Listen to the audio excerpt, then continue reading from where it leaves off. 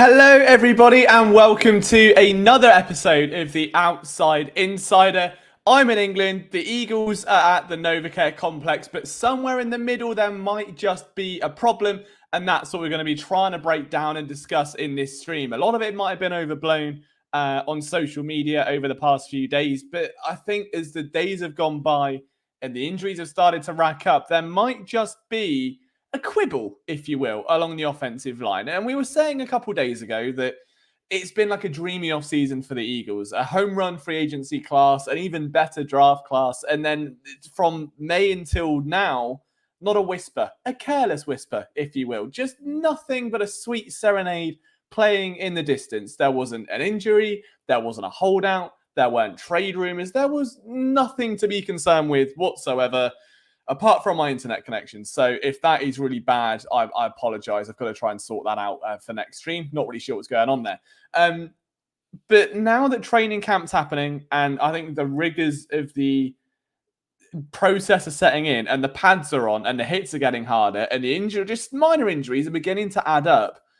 A potential weakness is opened on the offensive line, and Zach's in, and Greg has said there that he called this during the draft. He said we needed offensive line depth. And the Eagles are now in a weird situation where they have added depth. It's just, is that significant depth? And I mean, the best thing to do would be to take a look at the depth chart. So if I get it up, I didn't come prepared earlier. This isn't a reality show, unfortunately. My internet won't even let me do that. So that is absolutely stupendous. Give me just a sec. I'm using Bing as well, as we know that. That's not always the best sign. Why isn't it? Let me share that comment. There we go. I can. Okay, it's just being weird. Right. It's just not loading. I'm not really sure what's going on my internet. Apologies for this. But yeah, without going into the depth chart until it loads at least, the main thing we can know is that Cam Jurgens comes in at centre to replace Jason Kelce.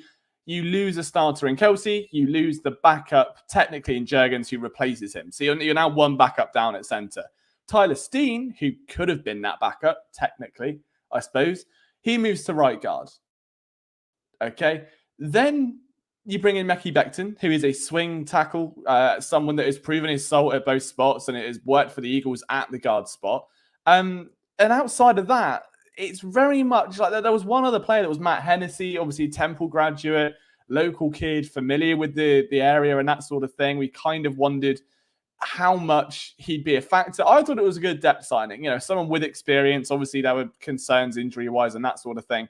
It's all right. I should have it. I think I've just about figured it out. If this works now. So is it going to work? I don't actually know. What's up, Kay? Well, nice to see you back, sir. Nice to see you in the chat. Yeah, I don't think this is working. I've got a funny feeling I know why my internet's playing up. I just can't do much today. As long as you can hear me okay, that's the main thing. I'll work around it. I think I've got an idea what's going on with the internet. I'll try and get that fixed for tomorrow. But again, if we just read the depth chart as it stands, which I can't because that's also frozen now. We'll do it off the dome. Obviously, you've got Steen, Jurgens, Hennessy. You're kind of like your three are potentially left. At right guard will be Tyler Steen, Mekhi Becton potentially. Behind them, it's Brett Toth, it's Trevor Keegan, who's a rookie, and it's Darius Kennard, who has he done anything really of note? I don't know. The thing is, like, this isn't a worrying issue, okay? It's not something to be terrified of, I would say, at this point, because there haven't been any significant injuries. Landon Dickerson stubbed his toe, all right? And there are a couple sit-outs and illness here and there. Like, there's been nothing really hampering the unit.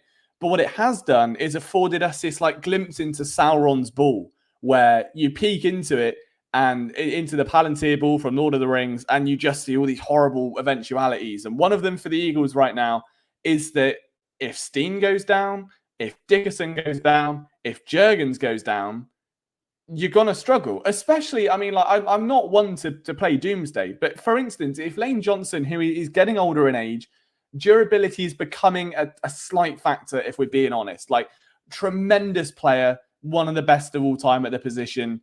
Every time he goes down, your heart is in your mouth. Your heart is in your mouth, okay? Like, because you're terrified, because you can't lose him. So if Lane Johnson goes down, having already had, consecutive ankle surgeries now, Becton's already then starting at right guard, at right tackle. Who have you got at guard in that instance?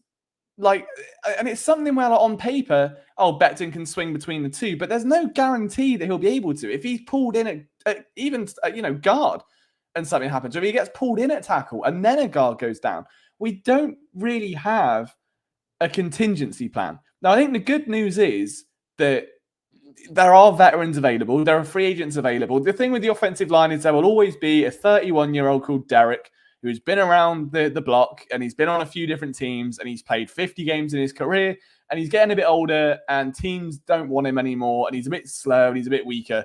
But he's got the experience. And I think that might be the calling card here, is just find someone with experience who can come in and just sit there on a bench doing nothing for a year, but to ride the pine in the event of someone going down. Like, you trust Jeff Stoutland can get that guy up to speed. You trust Jeff Stoutland can, put him over the edge, essentially, and just turn him into a serviceable replacement, which I have no doubt he can do.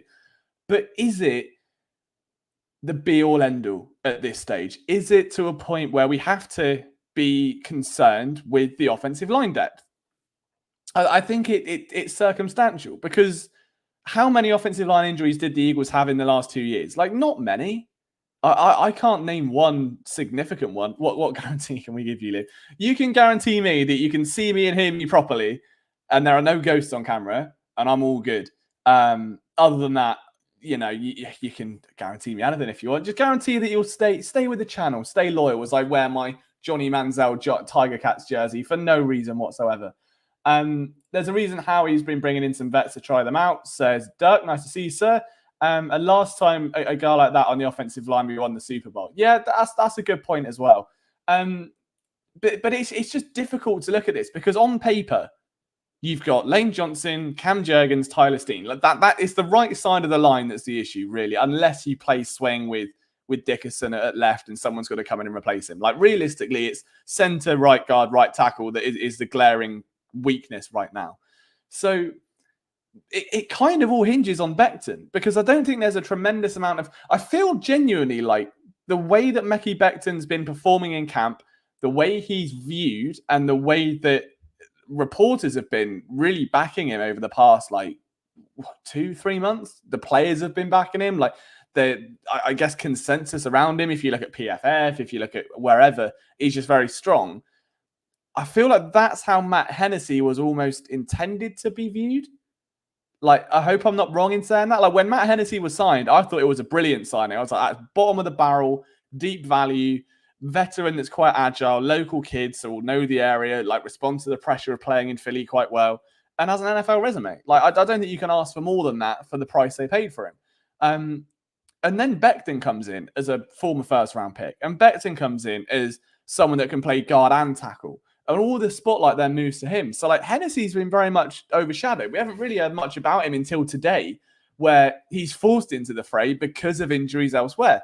So how reliable then is Matt Hennessy? If he's been that radio silent all camp, if he can't challenge some of the younger guards to a spot. Like, I know he's left guard, and obviously the right guard's kind of the one we're looking at right now, but with so many injuries around, obviously Dickerson was out for near enough the first week of practice, so there could have been an opportunity there for him to just move into that spot, take some first team reps like we've seen with many other players.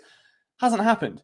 It hasn't happened, and I don't really know where we go from here. Again, on paper, it's okay, because if no one gets injured, it's fine. You've got Jurgens, you've got Steen, you've got Johnson. They're your three. But if one of those cogs falls off the wheel, and then it's Becton up. And if Becton falls off the wheel, and it's easy to, you could do that with any roster though and play doomsday. And that's where I'm sort of torn, is like, how likely is it that the Eagles are going to be 2 or 3 linemen down? How likely is it that 2 or 3 of them are going to miss time at the same time? Not very. I don't think it shouldn't be likely, but it's also a possibility. And no team is going to have a complete enough picture. You see it at wide receiver, you see it at cornerback or running back, where if the top guy goes down, there is no one behind. Like, it just happens. That's roster building. But I think it's either a massive vote of confidence in Jeff Stoutland, or it is potentially an oversight, a rare oversight for a team that has valued this offensive line for a decade, more than that. So I'm not sure. I just kind of wanted to bring the conversation to the table, because I saw someone I respect very highly, Anthony DeBoner of, not Boner as in, maybe it's DeBoner. I'm not sure. ADB, a Pro Football Network, great writer, been around the Eagles environment as a writer for a long time now, put out a tweet the other day saying that the Eagles have kind of made a boo-boo at right guard, and he might as well have just gone out and tweeted some horrible, abusive statement to someone, because the flack that he got was wild. Like, it was just very attacking. It was very, you don't know what you're watching, man. And I was like, I don't think it's as extreme as hitting a panic button, but I don't think it's as hands-off as everything's fine, we don't have anything to worry about. Anytime you get foreshadowed a problem in camp, it's usually not very good. It's not a great sign of things to come. And bear in mind, the other element is that the starters aren't going to play in preseason. So the guys that will be playing in preseason are those depth guys, which means they're getting expanded reps. You are talking Becton's going to be playing a lot. Okay. Hennessy should be playing a lot. Brett Toth should be playing a lot. Kinnard should be playing a lot. Fred Johnson should be playing a lot. So you've got these 5 guys that should be playing a lot of preseason football, where it is a little bit sloppier. They run the ball a lot more because they, don't want to risk their quarterbacks and stuff. You might risk them to an injury there. Like, if one of the depth, it's almost more worrying if one of the depth guys goes down. Like, if you lose someone like Fred Johnson, or I say Fred Johnson, you know what I mean? Whoever, you could say Fred, you could say Becton. The point stands. Like, if one of those depth guys goes down and they're unable to play, it's one of them where, like, the situation's fixable. It's not panic. You can sign anyone at any point. There are so many veteran free agents around. I wish I could find them. My internet is on the ropes right now. Long story. It's my internet provider, basically. I think they cut my program because I'm just oversharing. But my flat's been up for sale, as many of you know. The lovely haunted flat, apparently. It's been up for sale for about a year. No one's bought it. But because I can't agree to a new contract with my internet provider, they've just put me on their basic plan. And before, I had their mega, like, media super fiber optic bollock plan that just meant I could stream very calmly without worrying. And now they keep calling me, say, "Oh, you need a new plan," and I can't, because I'm like, I might not be here in a month if the flat sells. I could also be here a decade. I'm not sure. So until I get certainty, I can't do a plan. And they're like, "Well, you're just going to be a pay-as-you-go customer, and basically you dial up broadband for a year." So might be why that's happening. Apologies for that. I just thought I'd make it clear, in case I look like I've got like 2 pixels. One of them's brown, one of them's white. Thought I'd give you a heads up. Duck says 2 things with Hennessy. He will now show that he has a few more snaps in camp and preseason. He has a great last name, especially on the rocks. That much we can agree with. Liam and his commitment issues. Look, I'm in a very committed scenario right now, I'll have you know, and my beard is coming back. See, it's only been a few days. I might have hit puberty. I mean, this might be a bigger story than the Eagles lacking guard depth. I might have actually hit puberty at the age of 29. This is not a drill. This is not a practical joke. It's not April Fool's. There is hair there. Yeah, so what can you do? But Greg says we need insurance for Dickerson and Johnson, which it's hard, because on one hand you can say, well, they've got it in Becton and they've got it. I don't think there's a replacement for Lane Johnson. I think Becton is designed to be that swing guy, more likely at guard, because whether it was his struggles at tackle, whether it's injuries, maybe he lacks some of that burst coming off an injury or something, and the power and agility needed to be a solid offensive tackle. Maybe they thought, well, look, realistically, you're going to have Tyler Steen playing at right guard. We don't really know how he's going to take it. You need a security blanket behind him. Lane Johnson is Lane Johnson. You know what you get. You don't need that insurance as much. So maybe Becton was just viewed as that inherent right guard spot. I don't know. We'll wait and see. If it weren't for the pixelation, we might see that peach fuzz. Well, let's hope I don't get an internet plan sorted, because you will be stunned, K1. I tell you that for free. Unfortunately, our guy Enea Smith is still dropping balls in practice. Yeah, I keep reading it. For everyone that isn't reading phillysportsnetwork.com, every day I put a training camp recap up, which basically just cites all of the reporters that were there, goes over the main takeaways, the consensus takeaways, and kind of analyzes them a bit. And I think it's worrying for Enea. Again, the brand is being damaged on a daily basis. It's like he came into Philly and went, Liam, he's like, I'm the man to ruin his brand. I will keep doing it. It's like how he just has a look and he's like, one a year, I was going to make a Liam pick. Just one a year. Doesn't need to be a lot. Just one a year. The exact random 5th round, 4th round player that no one else cares about, but Liam is obsessed with for some reason. We're going to pick him, and he's going to be a bust. And we're going to all laugh at him in the front office and go, ha, ha, ha. Maybe that's it. Maybe that's it. Maybe I am the main character in the Philadelphia Eagles. Who's to say? Who's to say? But for their sake, I hope that's not the case.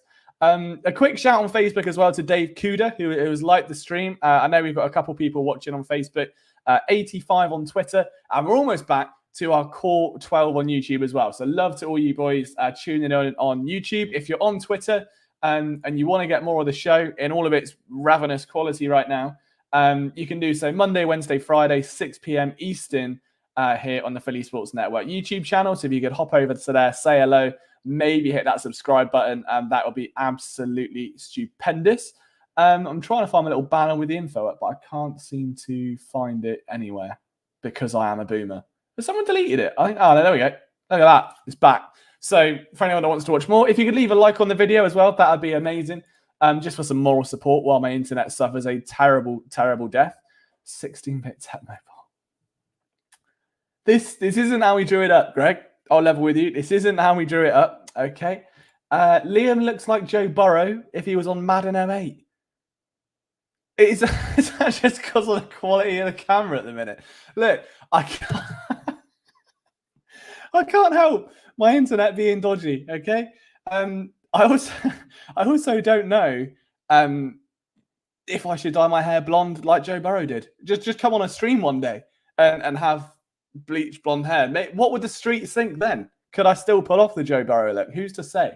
But until then, Joe Burrow on Madden 08, I feel like that's fitting without the camera quality. I feel like regardless of what the camera quality is doing, that would still be relevant, and that is a little bit terrifying. It looks even more like Christopher.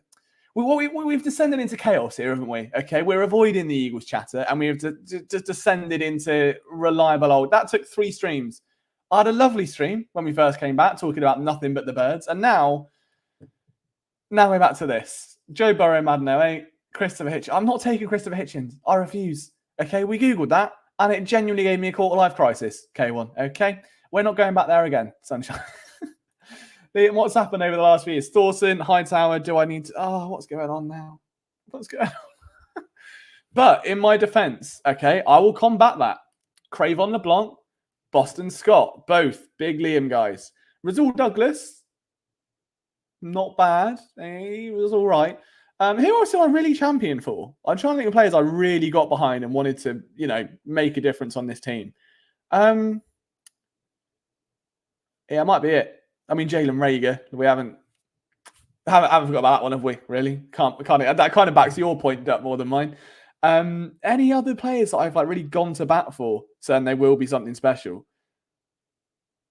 Oh, Devontae Smith, I would say. I mean, in fairness, I've said for 2 years he's got the ability to be one of the best receivers in football, and his route running is some of the best in football. I was going to give this a look. I know it's easy to back a Heisman-winning wide receiver and say he's great, but I was adamant from day one about his route running, and I've said weekly when they win, I'm like, he's one of the most underrated receivers in football. I will stand by that. Does that get me out of jail a little bit? Sort of? Probably not. Seeing we'll have a team of all the mod players Liam thought would be great. We probably could. I mean, you could probably do it now, to be honest. You got Clayton Thorson at quarterback. I mean, I think the trenches might be a bit difficult because, there's a lot of them. I don't think I've ever been emotionally attached to an offensive lineman, but Clayton Thorson at quarterback, John Hightower, Aeneas Smith, Jalen Rager receiving core. That is filthy. Liam's legendary calls on Derby, can't doubt him after that. I will say that might be my best call to date. That and Denzel Mims. I thought he would be a bust, and here we are. But I remember saying as soon as they paid Ronald Darby, it is the worst possible move that team could have made. And I got shat on for about a month for it. And then it all happened, as we know. But again, I think I just need to stick to core. Instead of everyone telling me to stick to soccer, can we just unanimously agree to tell me to stick to cornerbacks? Because I can do that bit well. The rest of it, clearly not. Unless Aeneas Smith comes out to be a great. Smitty was agreed on to be a future great. He was Duck. Yeah, I'm just trying to get myself one brownie point to the 12 I've lost in the last 2 minutes there. But yeah, I mean, I guess to go over some other things that we've seen at training camp over the last couple of days. One receiver, speaking of receivers, that we all sort of saw something in when we broke him down on film after the NFL draft was Johnny Wilson. He's been turning heads. He's been looking pretty solid out there, it has to be said. I think I've seen a positive report from him now every day for the last like 3 or 4, dating back to maybe the public practice last week, I want to say. Great stuff. I think there's still a debate as to how he's going to be used. Is he just a strict red zone guy? Is he going to be a hybrid tight end? Is he going to move to tight end? Is he just Tyree Jackson the second? But I think what we've seen so far is that he really has pushed himself. I hate to say it, I don't want to put my hands up here, but I would say he's looking a bit more poised for the wide receiver 3 spot than Aeneas Smith is right now. I would say he's looking a bit more in line for offensive snaps than Aeneas Smith. I mean, I don't know if he's going to be Paris Campbell level. I don't know if he's going to be John Ross level, but I think that he's really stood out. And I think when we all watched that tape, we watched a few games of, that final year at college, he really seemed to do like a lot with the ball for his size. I mean, very, very good for his size. For the type of receiver he is, he did a lot more than I would likely expect of him. You see someone like that and you kind of expect curl routes, maybe a hitch here and there, possession receiver, and shake off a few tackles. What we saw with Wilson was that he was really good at kind of maneuvering his body to make cuts and to generate and to stop momentum. And that really added a lot to his route tree.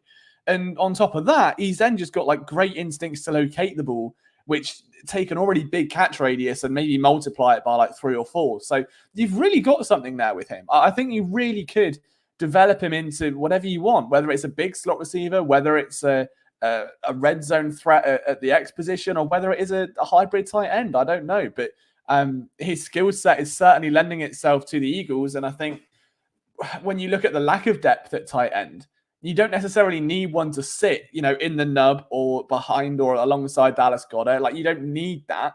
You just need someone with the physicality and the build to absorb contact over the middle from linebackers and make tough catches. And I think Johnny Wilson does have the ability to do that, whether it is starting outside on a slant, whether it's starting over the middle, who's to say? But he's definitely got that in the locker.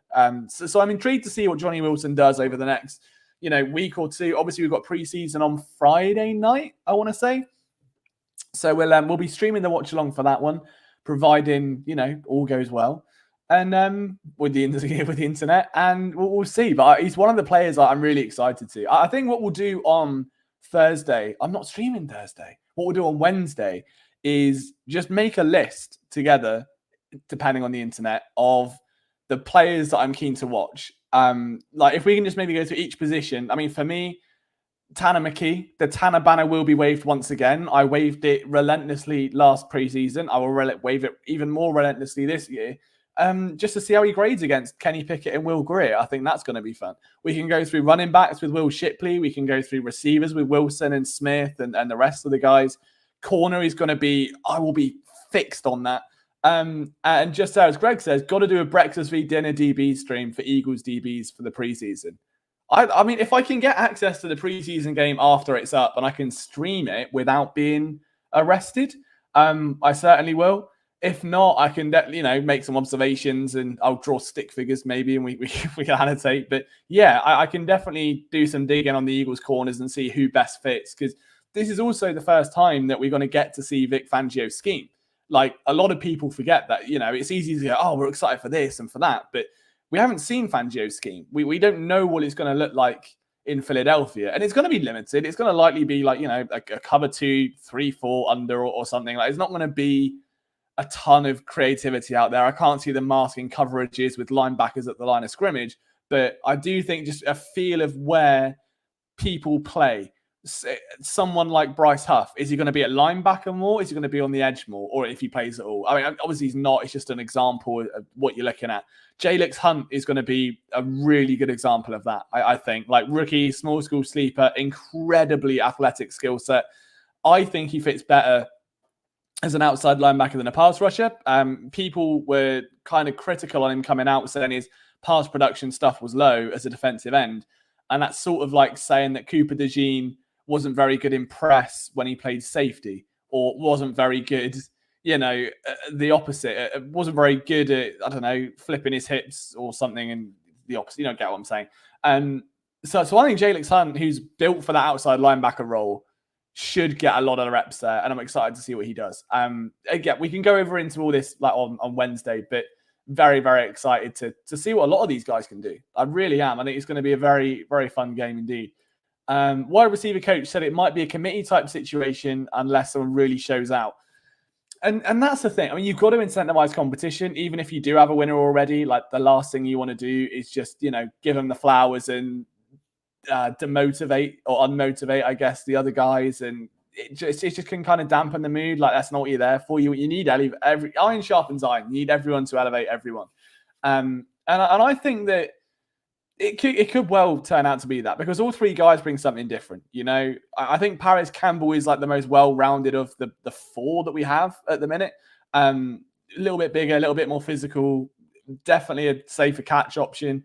You compare it to John Ross and Aeneas Smith, speedsters by nature. Aeneas Smith a little bit more erratic than John Ross probably will be. Ross, who's been around the NFL a lot longer, looking at a career revival after obviously retiring. So there's a bit more incentive for him to not oversell things and not put himself in positions that may have harmed him previously. And not in terms of injury. I just mean you maximize the yards you can get. You don't go for the showboaty highlights, which I think is where Aeneas Smith, as we previously evaluated, kind of went wrong. But then you've got Johnny Wilson, who's almost like a bigger Paris Campbell, but has some of the, I don't want to say some of the traits of a John Ross or an Aeneas Smith, but just in terms of the way you can manipulate his body, I think he definitely does. Not the speed or the burst, because the guys are literally 7'3", but I think there's definitely some upside there. So we'll see how that goes. There was a play with the Eagles around 13 personnel with Goddard, Azoma, Calcaterra, with Wilson as a receiver. That is terrifying. I'll level with you. That is absolutely terrifying. I can't imagine running a lot of 13 personnel, but if you had a scenario where, whether it's play action, where it's a tight end screen to someone like Calcaterra, that would probably be the play I'd guess it was. Obviously I wasn't there. That feels like, if that's not a run, that feels like a tight end screen. But I could see it, or even a wide receiver screen to Wilson, and he comes in behind those tight ends and makes the most of the meaty blocks. Like, there's a lot they can do with that kind of versatility and a player that can hurt you in a couple of different dimensions. So we'll see. But I think the backup tight ends, on that note, Bird Brainer, also worth watching. Like, we haven't seen a lot from them yet, if we're honest. Like Calcaterra, we're waiting on that breakout. He had a few flashes in the pan last year, which were brilliant. Very radio silent otherwise. And we keep saying year after year after year that depth at tight end just isn't great. It's not brilliant. It's not fantastic. It's lacking. It's been lacking for a while, and they just refuse to get in an invested player. Like, they're not bringing in draft capital used players. They're not drafting anyone. And it feels like every year there is a prime spot to get one. And I know this past off season, Dallas Goedert was the same age as Zach Ertz was when Dallas Goedert replaced or was drafted to replace Zach Ertz. So the line of succession is there. They're just seemingly intent on finding anyone but a tight end to fill those shoes, whether it's a failed quarterback, potentially a bigger receiver. They just want anyone to pick that up, I think. So I'm intrigued. I think we need to see more, because Goddard isn't exactly the most reliable tight end in the world in terms of durability. And we need someone there to at least be able to pick up the pieces or just run block. You don't have to do anything miraculous through the air. I think Calcaterra gives you the best option at that. Zoma's, solid. I remember having him at a few DraftKings lineups back in the day when he was with the Jets.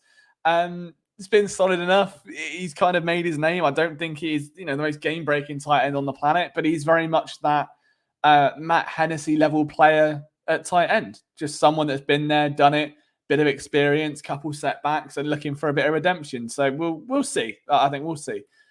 Smith isn't looking good. I don't know what's happened to his hands. They seem to have become stones. I'm assuming you mean Aeneas and not Devontae.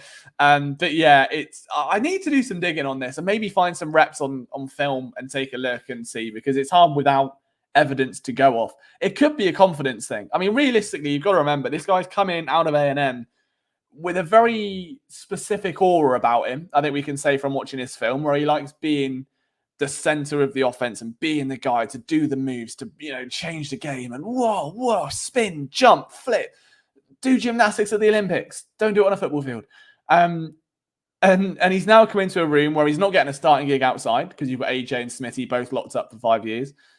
In the middle, where he should be competing, not only is Johnny Wilson outshining him, but you've also then got, Paris Campbell, John Ross. That's competition, and it's a lot of competition. Reps aren't available. It's not like anyone's gone down with injury. Like, everyone's fighting for their share. So you've got to stand out. And I think that Texas A&M by nature is an incredibly tough environment to play in because football is life over there. I think it's the only place outside of Philadelphia, really, like at a collegiate level at least, where it's just built on football. Like Texas from the bottom up is just built on football. I don't know pressure-wise what the situations are like and how different his time in A&M was to what it could be in Philadelphia, but who's to say? I mean, there's no reason for it. I'm just trying to maybe look at reasons why. Maybe it's a confidence thing, a mental lacking thing, where he's just not quite feeling it yet. He's not acclimated. It could be anything, but I hope he figures it out. I really hope he figures it out. If Wilson's a good route runner, he could be something. Says Win Sports. His issues coming out was looking slow. As you saw with Quez, speed's irrelevant if you can't get open and catch. Agree. I would much rather have someone that runs a 4.7 but gets open because he can absorb contact and make a catch than someone that runs a 4.7 and can't do anything. Like, it's no point. If you have speed and you can't catch a ball, it's stupid. I don't think, but I mean, I think that was what we were kind of referencing earlier, where he doesn't have, the elite traits of the other guys. He doesn't have the speed of Aeneas Smith, the route running of Devontae Smith. He doesn't have the physicality. I guess he does it of sort of like AJ Brown to that level where he can dominate over targets and sort of moss them. But he has a little bit of everything. His route running is, I genuinely compare him to like Zach Bourne of the receivers, if that makes sense, where he knows what his limitations are. It's very obvious when you watch him play that he's not going to try and hurdle someone when he's 6'6". He's just not going to do it. He's not going to try and spin move for no reason. But he can put his arm out, he can box out a defender, he can locate a ball, and he's got a very, very impressive ability to really sink into his hips on a break and turn. And he just uses that. He uses what he's been given. Like, I remember the head turns would be so violent. Like, he would sway his whole body in one massive swing of momentum to keep speed up when he gets the ball. And it works. So he's someone that is very comfortable within his skill set, and he's not trying to be more than that. I think Aeneas Smith has been at Texas A&M from what I saw on tape. And I think that might be what's harming him now, knowing that pressure's on, drops are punished. You can't do these big spins and twists and in practice. You're not going to get away with it. You're going to get floored by a 30-year-old man. Doesn't work like that. So maybe that could be, the jump to the NFL is teaching him what Wilson's already got, which is learn to play within yourself, don't overfight it, and use what you've got at your disposal. I'll make a joke about Pickett's charge, but Liam probably wouldn't get it. No. What's he been charged with? I need to know that now. You've got me curious. Well, okay, what are you cooking? Doug says we won't be seeing the Fangio scheme in pre-season. No, I don't think we will the scheme, but I think we'll get at least an idea of what sort of players play where. So, like I said, for instance, Milton Williams is a great example. Depth defensive tackle. Is he going to line up on the outside of that 3-4? Is he going to move even into one of the linebacker spots at times? Or is he going to strictly be in the middle as that nose force? Like, we don't know. Are they going to run 3 defensive tackles? Are they going to run, 1 defensive tackle, 2 defensive ends, and then another 2 as outside linebackers? There's a lot there to, I think, sink your teeth into that isn't necessarily schematic, but more just a sign of intent. It's to like, we might not give away the whole playbook, but we won't give you the recipe. We'll just give you the ingredients. And I think that might be what we see. My only issue with the committee is Jalen has to have confidence with whoever's out there, because we can't have another year of him just looking for AJ Smith and Goddard, whoever's open. That's fair. And I would like to think that I think it will grow over time. I'd like to think it will grow over time. I think the issue last year was that there was literally no one. Like, no one. I mean, Zach Pascal, it sucked, that panned out the way it did. I thought he was solid in places. There are a couple other... Who was the guy from Atlanta? Olamide Zacchaeus. I really thought he would be good. Didn't work out again. So there's a few people there that they had the ability to. I think the difference is now that there should be some more long-term guys. Someone like Wilson, someone like Ineos Smith are on rookie deals. They should be around the building for a few years. Paris Campbell's a veteran who's been around the league long enough to set the example for them.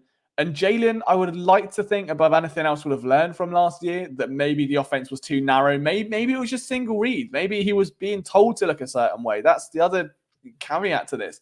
So I'd like to think either way he would have learned from that and be able to try at least and find, whether it's find other receivers, whether it's go to them more in practice and spread the ball around, or just help Kellen Moore with the offense understand exactly what the weaknesses were last year and why. I can't imagine a conversation where you come in as technically a new boss of something from a downfall of something else, and you don't have conversations with the employees to say, right, you're great. What the fuck happened last year? Like, what was that? Like, that first conversation with Kellen Moore has to have been sitting down with Jalen Hurts and saying, look, I know you're good. I've watched you tear up teams I've coached. All right. I've watched you tear up teams in my division. I've watched you tear up teams in the Super Bowl. What went wrong? Why did that regress? Was it stuff you can be accountable for? And Jalen not to go, well, if you don't slice an apple, you're never going to get the tree. And just give a straight answer would be lovely. In joking aside, I think he was obviously. But yeah, just having that clear understanding and saying, look, yeah, Kellen to go to Jay and say, look, you didn't spread the ball around enough. You're only running deep shots. What are you good at? What are you bad at? How can we make guys available for you so you don't have those same issues? I'd like to think that would have happened, and therefore the committee effort isn't going to be as bad as it sounds. And also, realistically, you're paying AJ and you're paying Devontae ridiculous sums of money. They're going to be there. They're going to get the lion's share of targets. Like, we all know that.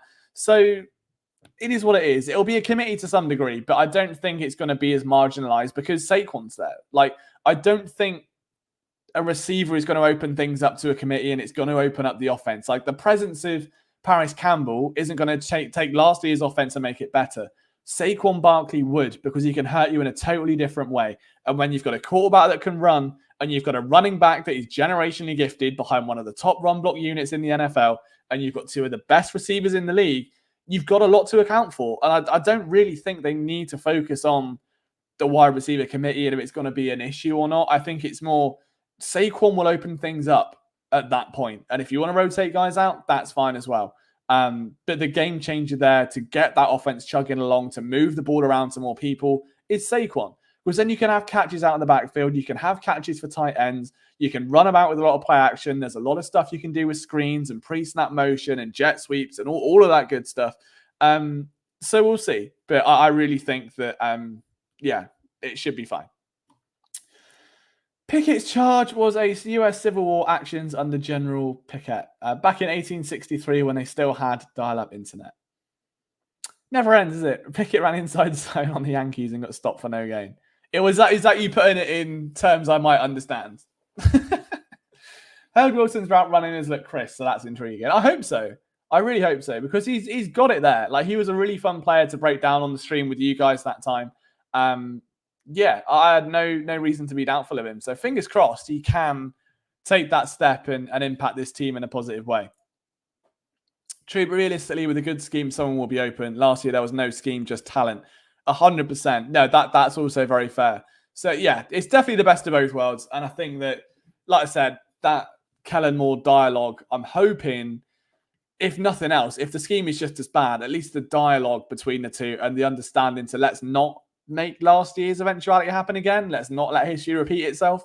We've all played Far Cry 3. We know what the definition of insanity is. Let's not do it again. I can see that very much being the mood there for the remainder of 2024 and just getting his offense back where it should be, which is a top 5 unit across the NFL, a unit that should rip up absolutely every defense it plays that is ranked outside of like 5th. You know, there's no reason it shouldn't, because if a defense is good against the run, they can pass it. If they're good against the pass, they can run it. If they're good at both, you've got the option. Like, there's no need for that Eagles offense with the amount of money invested in it in big contracts. You think of the players now that have been paid a bag.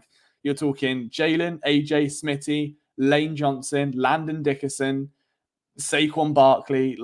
There's too many big pieces at the top of their game for that offense to be anything less than elite. And that's the other thing, I think. It's the weight of expectation is going to change from last year. Like, this is going to be a much more, I'd like to think, if I was going to look into my Mystic Ball, a much more aggressive team. This is going to be a team that's pissed off with last year, that comes out swinging and wants to prove a point that they were as good as everyone thought they were for the opening 10 weeks of the season. They did have that dominant streak. It went a bit wrong, but they can get back to that and they will just blow past every team. That's my hope. Whether that actually materializes, I guess only time will tell, but we shall see. I mean, I'm optimistic. I think providing that there are no injury setbacks on the offensive line, we should be good. But again, we'll have to wait and see. But with preseason on Friday, we at least get our first look at Eagles football, so I'm excited for that.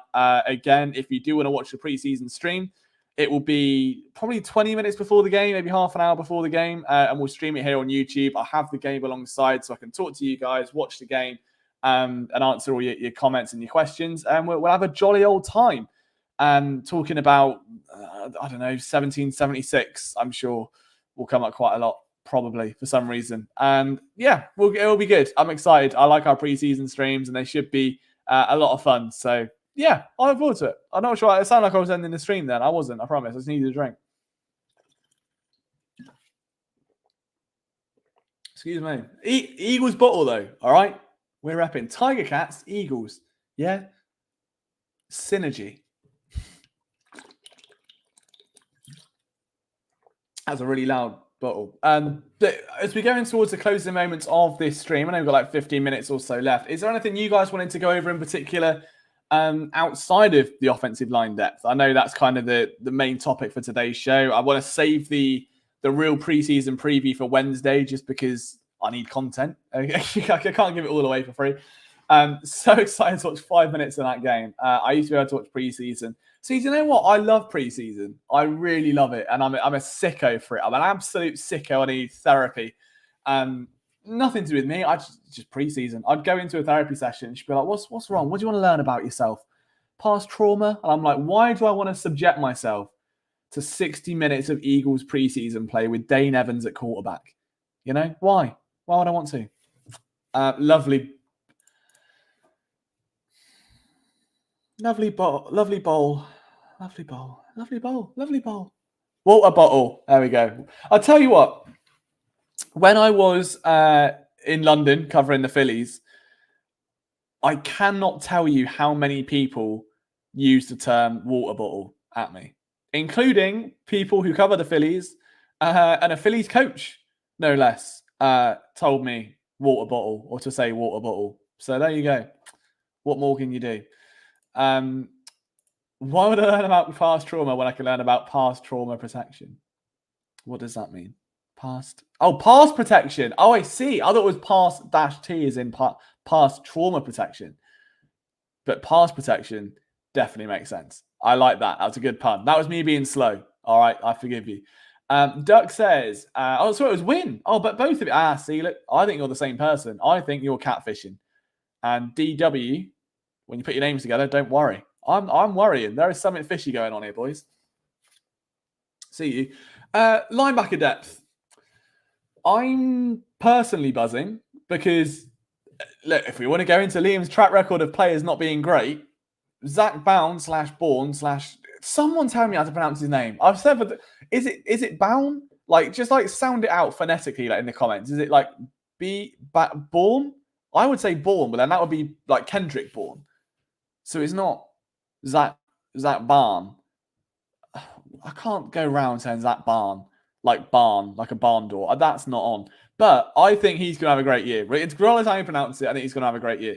I really liked when we had that stream and broke down his tape. And I love when you fall for a player. I really love when you just fall for a player. Like you just turn on tape and within about Zach Boone. That's not, I'm not having it. It's Boone. You're having me on. I'm not having it every time you have to say his name. I know. I just want someone to tell. I'm going to Google it. Can I Google translate it on my phone? I'll turn my internet off and I'll play it through the speakers. Hold on. I'm going to Google Speak. Is it Google Speak? Google Voice. No, that's not it. Google. I think it's Google Translate. You can sound. Is it Zach Bon? No, Zach Bourne. Right. Here we go. Zakbon. Why is it French? Why is it French? Zagbin. Zakbon. That's not what I... Okay, right. Sure. Can I... Hang on. Right, let's try it now. Zakbon. Yeah, barn. I can't say barn.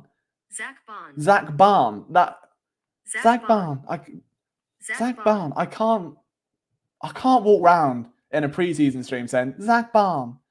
Oh, you know Zach Barn? No. That's disgraceful. Oh, I just need to move to America and get one of those weird hybrid accents that you get where you're not really sure how to pronounce it.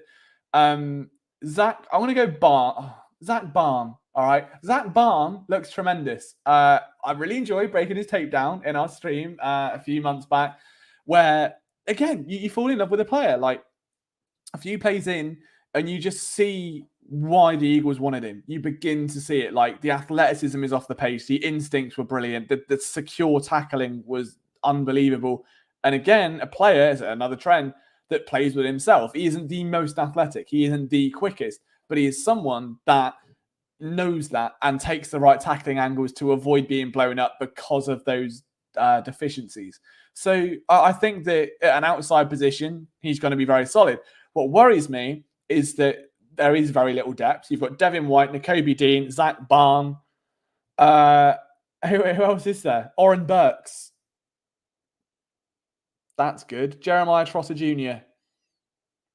I loved him in the draft. I was really happy when he was being rumored to go in the second round. That was great. So, yeah, I think linebacker depth could be an issue. But then again, what I will say about linebacker depth is I feel like every single year for the last 10, it's been an issue. And every single year, it's not really been the downfall of the team. You know, like every team's going to have a weak spot. I don't think it matters really. In all seriousness, we've learned if you have a bad linebacker core, but you have a great secondary and a great pass rush, I don't think it matters because the secondary can kind of buy time long enough for the pass rush to get home. The pass rush getting home forces bad throws. Like, it's only against the run. And if you can get linebackers that are capable of playing the run, at least be able to take good pursuit angles, at least be able to scrape and, you know, play gap assignments well and be able to just kind of read the running back when you're in man coverage, like, you'll be fine. And I think Zach Barn does that very well. So I'm excited for that. I think Nakobe Dean has a lot to prove this year. I'm not sure if I've said this in this run of streams yet, but this is a big season for Nakobe Dean. Year 3, year 1 and 2, there really wasn't much in there.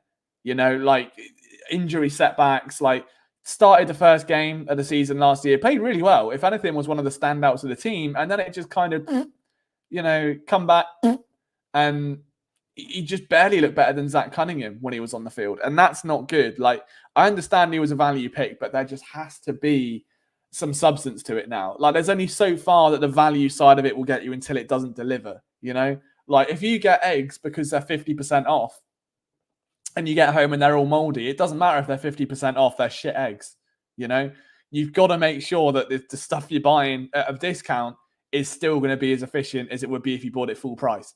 And I don't think we've seen enough from Nakobe Dean in coverage. I don't think we've seen enough from him against the run. I think his biggest strength has been kind of feeding off the guys in front of him, which, funnily enough, has been where he thrived today on a big play against Kenny Pickett. I think pushing Will Shipley into Pickett for a sack. So I want to see what he does. Weirdly enough, as I've said that, Win Sports says Dean is struggling in coverage. He's good everywhere else, but in today's league, your linebackers have to be able to cover. Completely agree.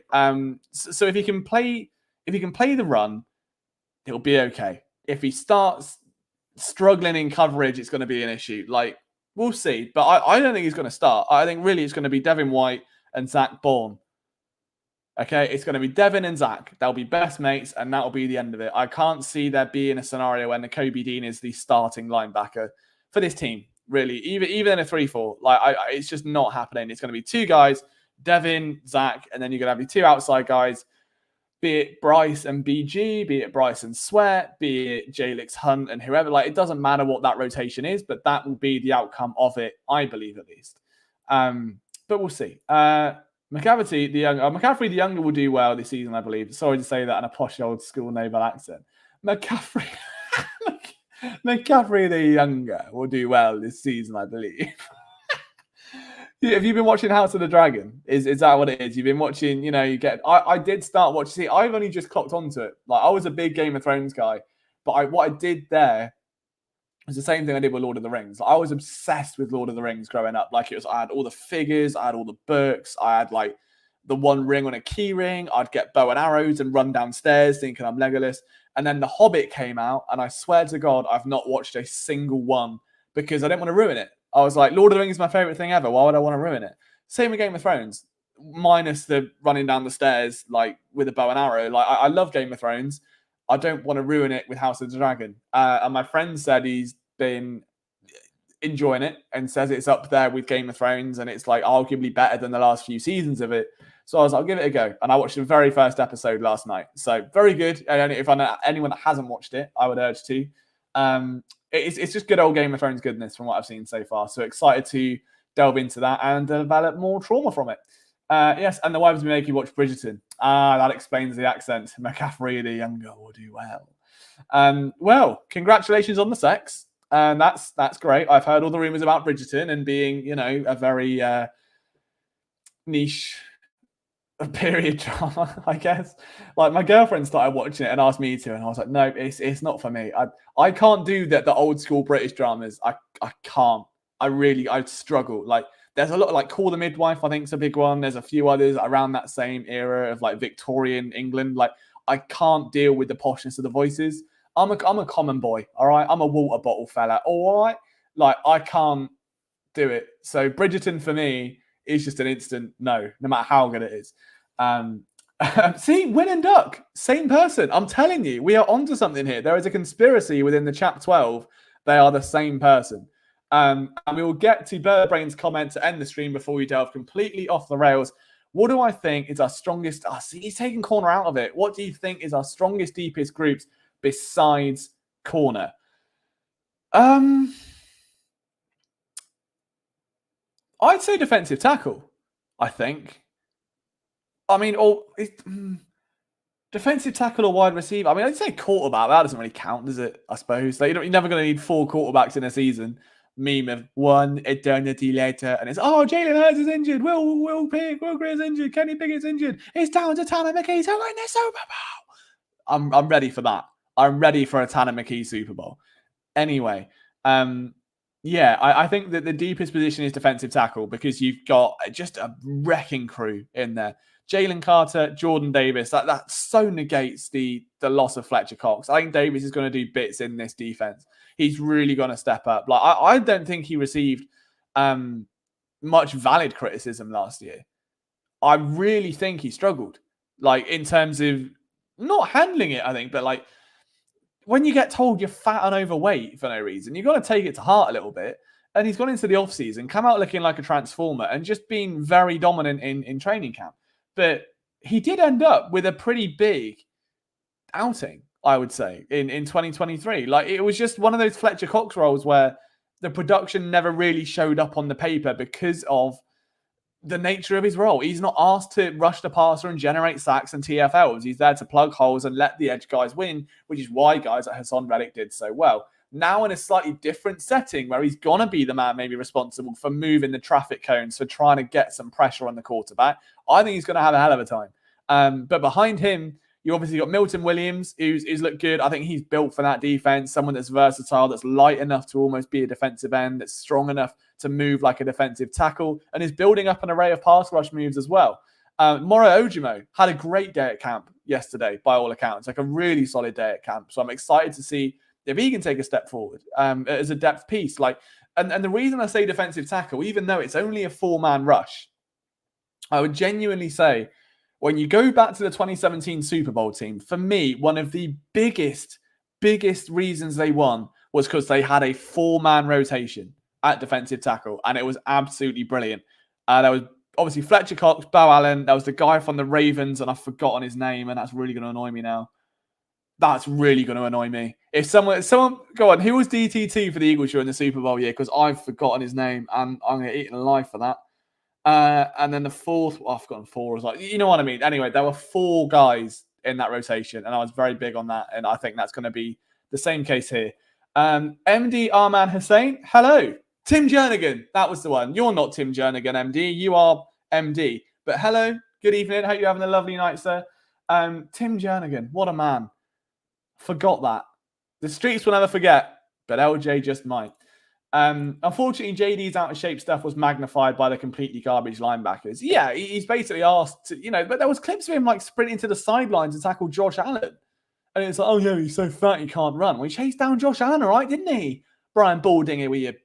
No, Liam, that's mean. Come on, he's a great guy and he's a great analyst. He's a great. It's only to be mean, is there? Come on, you're better than that. Gosh. Anyway, don't be mean about Jordan Davis. I won't mean to Jordan Davis. I'm even being funny. The Jordan Davis criticism could be the most valid thing on the planet. But the guy's 350 pounds. He's built like a brick shithouse. I'm not going to be mean to him. I'll say you look perfectly in shape. You've got a 6-pack. You can have my wife, Jordan, if you want. I'm amazed you didn't put up 10 sacks this year. I thought you'd have 15. That's what I would say. That's what WIP... No, I'm joking. Got to stop taking unintentional shots. But I do agree. I think that the slander was massively overrated. I think he's going to have a much better campaign in 2024, for sure. After that Bills game, Shady was never the same. Probably burnt himself out. No, don't conflate it, Liam. Come on, you're better than this. Right, before we start getting chaotic, I will love you and leave you, and we'll bid you adieu there. Thank you to everyone that has come into this stream tonight. MD with a like on the stream as well in the dying moments. I appreciate that. Is that you? Thank you. If you're on YouTube and you haven't left a like, we had 16 in last night's stream, on Monday's stream. It's Monday today. Friday stream. We had 16 likes on Friday's stream. If we could beat that or get close to it, will be massively appreciated. So if you haven't left a like yet, you can hit that thumbs up just on your way out of the venue with your popcorn and your hat. That would be lovely. I will see you on Wednesday. We'll go over the pre-season event. I might even make some graphics for you. It's been a while, isn't it, since you had some graphics?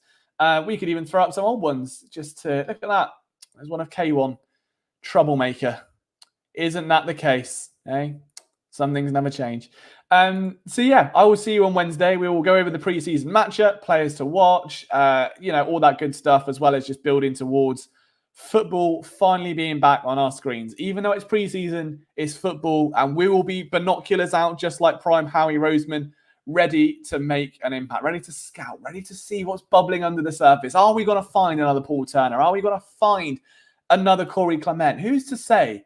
Maybe we will on Wednesday. So guys, enjoy the rest of your evening. I hope you had a fantastic night. I appreciate you, again, letting me into your homes to ramble about the birds and my Madden 08 Joe Burrow looking ass. And I'll see you then. So take care. Go Birds. I'll see you soon.